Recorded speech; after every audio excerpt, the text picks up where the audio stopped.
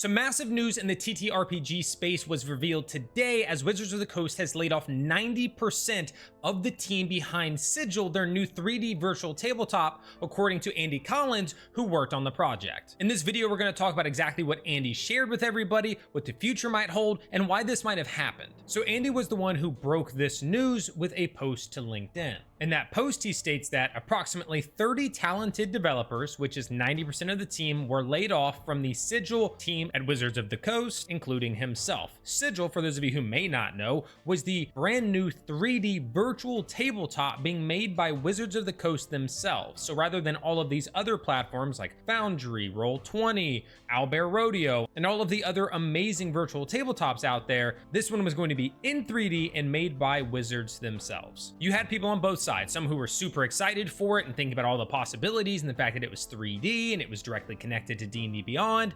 And of course, you had the other side, which was microtransactions, it's unnecessary, Wizards just wants to control everything, and they butted heads, but ultimately 30 people lost their jobs today, and that's really unfortunate. So before anybody celebrates, keep in mind 30 people are now out of work, and just try to be sensitive to that. He goes on to say, I'm disappointed that we didn't get to continue working toward the full experience that we imagined, but happy for the opportunity to work on an intriguing challenge with so many smart and dedicated folks. This leads me to believe that the Sigil that we have currently is not necessarily what all they had imagined, which makes sense, right? When you build a product, there's an extensive roadmap, and I'm sure that they only released the core version, and there's still lots of bells and whistles and updates that they had planned that these folks will not get to take part in now. Moving on, he wishes his former colleagues success in their future endeavors, referencing those who were also laid off, and then says, I'll also be pulling for the crew left behind, who will do their best work to keep improving and iterating the experience we shipped last month. So this leads me to believe that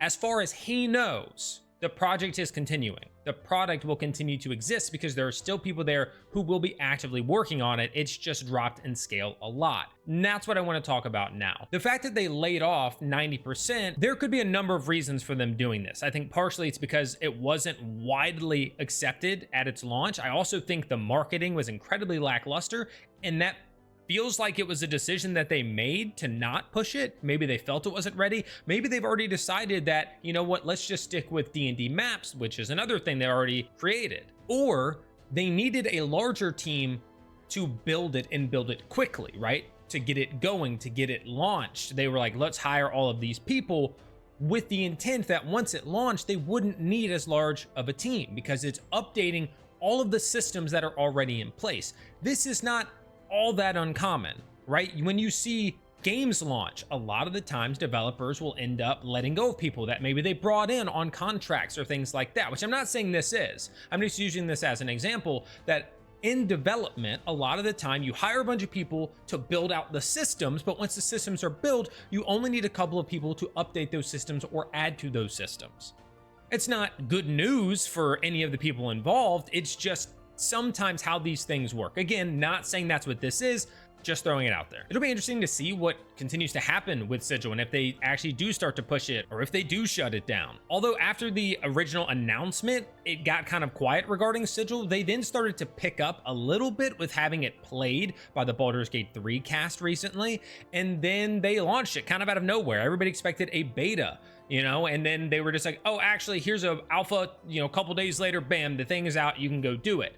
One of the downsides, of course, was that in order for somebody to run their game on it outside of the starter campaign or quest line that they had kind of provided in there with pre-made characters, you needed to be a master tier subscriber to D&D Beyond. So that was another limiting factor as to why maybe it's not getting as much traction. They're trying to build people into the subscription model in order to run it, and that is, of course, a barrier of entry. Regardless of what the future holds, my thoughts go out to those affected by these layoffs as somebody who was just laid off a month ago. I'm now using that time to pursue my passion here and talk about all things nerd culture, hence the Nerdcore YouTube channel. So if you'd like to support, give this video a thumbs up, subscribe to the channel, think about becoming a member here or on Patreon, or checking out the merch that I have down in the shop below. Thank you all for tuning in. Share your thoughts in the comments about how you feel about Sigil and what could happen in the future. And of course, until next time, good luck in your adventures.